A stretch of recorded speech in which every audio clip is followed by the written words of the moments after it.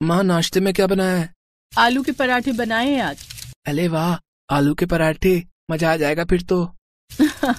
तुझे पसंद है ना आलू के पराठे?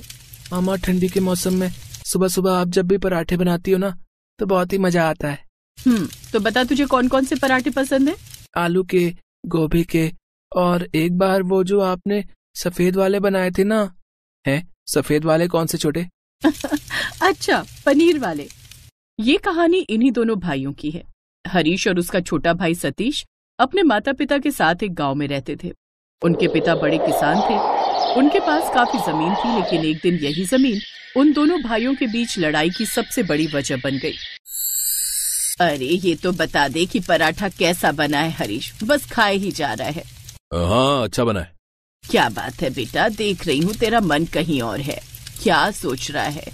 इतना गुस्सा गुस्सा सा क्यों है? देखो माँ, मैं साफ साफ कह देता हूँ, सड़क किनारे वाला खेत तो मैं ही लूंगा। भैया ने ये कैसे मान लिया कि वो खेत उनका है? अरे पर उसके बदले मैं तुझे वो बड़ा वाला खेत तो दे रही हूँ ना। रहने दो माँ, अगर छोटे को वो सड़क वाला खेत ही चाहिए तो दे दो उसे ही। और तू क्या लेगा फिर? मुझे जमीन और संपत्ति का कोई लालच नहीं है माँ। लालच जैसी कोई बात नहीं है भैया, मैं अपना हक मांग रहा हूँ। माना कि पिताजी के जाने के बाद आपने घर की सारी जिम्मेदारी उठाई है, लेकिन इसका मतलब ये नहीं है कि आप अकेले ही सारी संपत्ति के मालिक हैं। ये क्या बात है सतीश? कम से कम पराठे तो चैन से खा ले, फिर करते रहना बंटवारे की बात। वैसे भी अभी मैं जिंदा हूँ, जब मर जाऊं तो इस घर के बीच में दीवार खड़ी कर लेना, समझे? माँ। सतीश की आंखों के सामने उसका पूरा बचपन एक बार में ही गुजर गया। उसे वो सड़क किनारे वाला खेत तो मिल गया था, लेकिन वो अपने बड़े भाई का प्यार खो बैठा था। तभी अपनी छत पर हरीश टहलने के लिए आया। वो सर्दी की सुबह थी। हरीश ने सतीश को देखा, 2 सेकंड नजरें मिलाई और फिर दूसरी तरफ मुंह करके टहलने लगा। सतीश भी हरीश को देखकर कुछ नहीं बोला। कुछ देर बाद हरीश के घर के नीचे से उसकी बहू हर्षिता ने उसे आवाज लगाई, पापा जी जल्दी नीचे आ जाओ, पराठे बन गए, ठंडे हो जाएंगे। हर्षिता की बात सुनकर हरीश सीढ़ियों की तरफ बढ़ने लगा। तभी उसने एक नजर फिर सतीश को देखा, जो नजरें झुकाए बैठा था, पर हरीश ने उससे कुछ नहीं कहा और फिर वो नीचे आ गया। कहाँ चले गए थे आप पापा जी? देखिए ना पराठे ठंडे हो रहे हैं। कहीं नहीं बेटा, वो ऐसे ही छत पर जरा टहलने गया था। कितनी ठंड है और आप ऊपर ठंड में टहलने चले जाते हो, बीमार पड़ जाएंगे। यहाँ बैठिए, मैं पराठे लेकर आती हूँ, साथ में दही लेकर आऊं? नहीं, पराठे के साथ सिर्फ चाय दे दो। सिर्फ चाय क्यों? पता है, जब मेरी माँ पराठे बनाती थी ना तो हम दोनों भाई, मेरा मतलब हम सब चाय के साथ ही पराठे खाते थे। फिर शाम को जब हर्षिता अपने पति हिमांशु के साथ बैठी थी, सुनिए आज मुझे सब जानना है। क्या जानना चाहती हो? यही कि पापा जी और चाचा जी आपस में कभी बात क्यों नहीं करते? हम उनके घर क्यों नहीं जाते और वो हमारे घर क्यों नहीं आते? आप हमेशा टाल देते हो, पर आज मुझे सब जानना है कि आखिर ऐसी क्या बात हो गई दोनों भाइयों के बीच। अच्छा बाबा, धीरे बोलो, सब बताता हूँ। उस दिन हिमांशु ने हर्षिता को सारी बात बता दी। सारी कहानी जानने के बाद हर्षिता दुखी हो गई और वो सोचने लगी कि कैसे दोनों परिवारों को एक किया जाए। सुनो, आपसे जरा एक काम है। हाँ क्या हुआ, बताओ। मुझे ना वो दादी वाला चूल्हा चाहिए। हंस क्यों रहे हो? आजकल की बहुएं भी ना, उन्हें चूल्हा दो तो कहती हैं कि गैस चाहिए, और अगर गैस दो तो कहती हैं कि चूल्हा चाहिए। ज्यादा मजाक बनाने की जरूरत नहीं है, आप बस उतना करो जितना कहा मैंने। अच्छा बाबा ठीक है। पता नहीं स्टोर में कहाँ किस कोने में पड़ा होगा। हाँ तो जिस भी कोने में पड़ा हो हम मिलकर उसे ढूंढ लेंगे। अरे पर तुम्हें करना क्या है दादी के चूल्हे का? क्या आप नहीं चाहते कि चाचा जी हमारे साथ आ जाएं, दोनों परिवार एक हो जाएं? धीरे बोलो हर्षिता, पापा जी ने सुन लिया तो तुम्हारे साथ साथ मेरी भी डांट पड़ेगी। देखो मैं चाहता तो हूँ, पर हम उस घर में ना तो जा सकते हैं और ना ही उनसे बात कर सकते हैं। हाँ तो आप चिंता मत करो ना तो हम उस घर में जाएंगे और ना ही उनसे बात करेंगे। आप तो बस देखते जाओ, चाचा जी खुद ही चले आएंगे। इम्पॉसिबल। हिमांशु की बात सुनकर हर्षिता मुस्कुरा दी और फिर अगली सुबह उसने अपनी दादी सास की वही साड़ी और स्वेटर पहना जो वो अक्सर पहना करती थी। उसके बाद उसने छत पर चूल्हा जलाया और गर्मा गर्म पराठे बनाने लगी। तभी बगल की छत में सतीश टहलने आया। गजब की सर्दी पड़ रही थी तो उसके हाथ में एक चाय का कप भी था। फिर उसकी नजर जैसे ही हर्षिता पर पड़ी, उसके हाथ से वो चाय का कप छूटकर नीचे गिर गया और टूट गया। उसे हर्षिता में अपनी माँ नजर आ रही थी। जैसे ही हर्षिता ने देखा कि उसके चाचा ससुर उसे ही देख रहे हैं, तभी उसने जोर से आवाज लगाई, सभी लोग आ जाओ भाई, गर्मा गर्म पराठे बन रहे हैं, चाय के साथ बढ़िया पराठे खा लो। देखो तो कितनी बढ़िया खुशबू आ रही है, जो पहले आएगा वो पहले खाएगा। हर्षिता की बात सुनकर नीचे खड़ा हरीश भी हैरान था। उसे कुछ समझ नहीं आ रहा था कि हर्षिता कैसी बातें कर रही है, पर हिमांशु पास खड़ा मुस्कुरा रहा था। हिमांशु ने अपने पापा को छत पर चलने के लिए कहा। उधर दूसरी तरफ ना चाहते हुए भी सतीश के कदम अपने आप ही हर्षिता और उसके चूल्हे की तरफ चल पड़े। एक पराठा मिलेगा बेटी? हाँ छोटे पापा, जरूर। पनीर का पराठा बनाया है, आपको पसंद है ना? इतना सुनते ही सतीश ने झट से पराठे का निवाला खाया और फूट फूट कर रोने लगा। ये सब देखकर पीछे खड़ा हरीश हैरान था। वो तुरंत सतीश के पास आया और रोते हुए बोला, कैसा लगा छोटे, पनीर का पराठा? अगले ही पल हरीश किसी छोटे बच्चे की तरह अपने भाई के गले लग गया।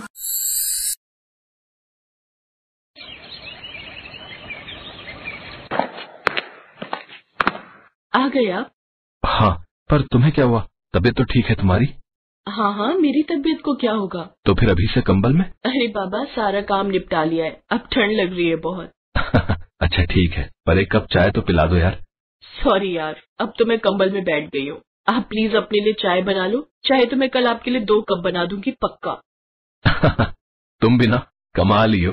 प्लीज बना लो ना, मेरा कंबल से निकलने का बिल्कुल मन नहीं कर रहा, सच में। हाँ हाँ ठीक है, मैं बना लूंगा। अच्छा सुनो, एक और बात कहनी है, बुरा तो नहीं मानोगे? हाँ बोलो ना। अगर बना ही रहे हो तो 1 कप मेरे लिए भी बना दो ना प्लीज। ये कहानी है समीर और नीलम की। समीर एक कारपेंटर था और उसकी शादी नीलम से हुई थी। नीलम बहुत गरीब घर से थी। उसके पिता मुरारी एक छोटे किसान थे। मुरारी के पास इतने पैसे भी नहीं थे कि वो अपना घर बना सके, इसीलिए उन्होंने अपने खेत में ही किसी तरह उधार लेकर एक कमरा बना लिया था। नीलम के 2 भाई बहन और थे। कुल 5 लोगों का परिवार एक ही कमरे में रहता था। नीलम का बचपन भी उसी कमरे में बीता था। क्या हुआ, इतनी उदास क्यों? अरे कुछ नहीं। बोलो ना, कुछ तो बात है, वरना तुम इतनी शांत कहाँ रहती हो? कुछ ना, वो बस अम्मा बाबूजी की याद आ रही थी। अरे तो इसमें कौन सी बड़ी बात है, मैं तुम्हें छोड़ आता हूँ, तुम घर हो आओ। अरे नहीं जी, वो तो बस ऐसे ही।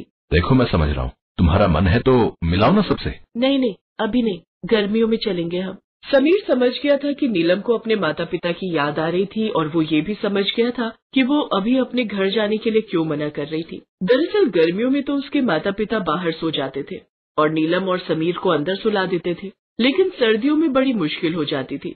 ऐसे में अगर समीर और नीलम भी वहाँ चले जाते तो वो लोग कहाँ सोते, और यही सोचकर नीलम ने समीर को ठंड में वहाँ जाने से मना कर दिया। पर समीर के मन में तो कुछ और ही उपाय चल रहा था। अगले दिन, अरे आपने उठाया क्यों नहीं? ओहो 10 बज गए, अब घर का काम कौन करेगा? तुम्हें कुछ नहीं करना है, बस जल्दी से तैयार हो जाओ, मैंने नाश्ता बना दिया है, चलो जल्दी करो वरना देर हो जाएगी, बस छूट जाएगी। बस छूट जाएगी? हम कहाँ जा रहे हैं? अरे तुम्हारे मायके और मेरे ससुराल, चलो अब जल्दी करो। परवर कुछ नहीं, मुझे भी उनसे मिलने का मन कर रहा है, हम जा रहे हैं बस। वो तो ठीक है, पर हम सोएंगे कहाँ, यही सोच रही हो ना तुम? समीर के इतना कहते ही नीलम की आंखों में आंसू आ गए। वो समझ गई कि समीर उसकी दुविधा समझ गया था। तभी समीर ने उसकी आंखों से आंसू पोंछते हुए कहा, तुम चिंता मत करो, मैं दामाद बनकर नहीं बल्कि बेटा बनकर चल रहा हूँ तुम्हारे साथ। इसके बाद दोनों बस में बैठकर नीलम के गांव के लिए चल दिए। नीलम ने अपना बैग संभाला हुआ था और समीर ने अपना।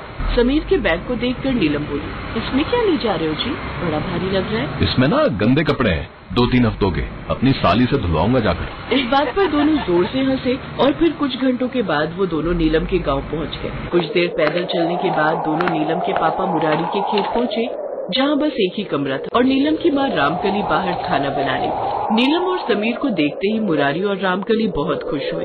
अरे तुम दोनों ने तो खबर भी नहीं दी, ऐसे अचानक। अचानक नहीं आते मम्मी जी तो आपके चेहरे पर ये मुस्कान कैसे देखते? रामकली ने उन दोनों को अंदर बिठाया और खुद उन दोनों के लिए चाय बनाने चली गई। मुरारी उन दोनों से बातें कर रहा था और उधर समीर पूरे कमरे को बड़े गौर से देख रहा था। उस एक कमरे में ही सारा सामान रखा था, राशन से लेकर रजाई तक। समीर समझ गया था कि मुरारी और रामकली बड़ी मुश्किल से गुजारा कर रहे थे।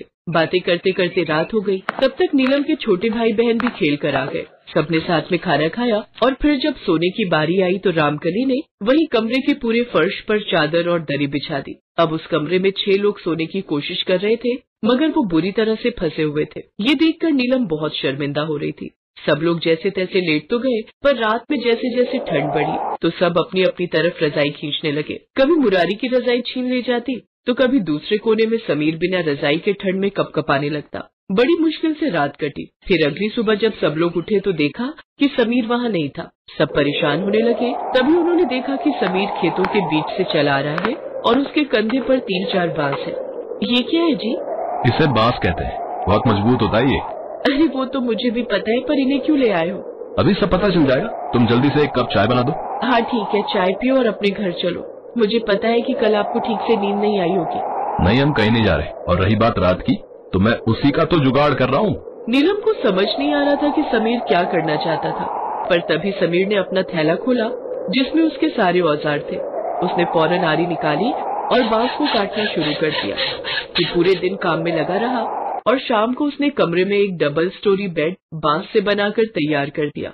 उसने ये आइडिया तो अपने घर में ही सोच लिया था और इसीलिए वो यहाँ आया भी था। उस रात रामकली और मुरारी नीचे जमीन पर सोए और बेड पर उसकी साली और नीलम सोए, जबकि सबसे ऊपर दूसरी मंजिल वाले बेड पर वो अपने साले के साथ सो गया। समीर की इस तरकीब से सब लोग बहुत अच्छे से सो पाए। और फिर अगले दिन मान गए दामाद जी, आप तो बहुत ही बढ़िया बढ़ई हो। आपने तो कमाल ही कर दिया।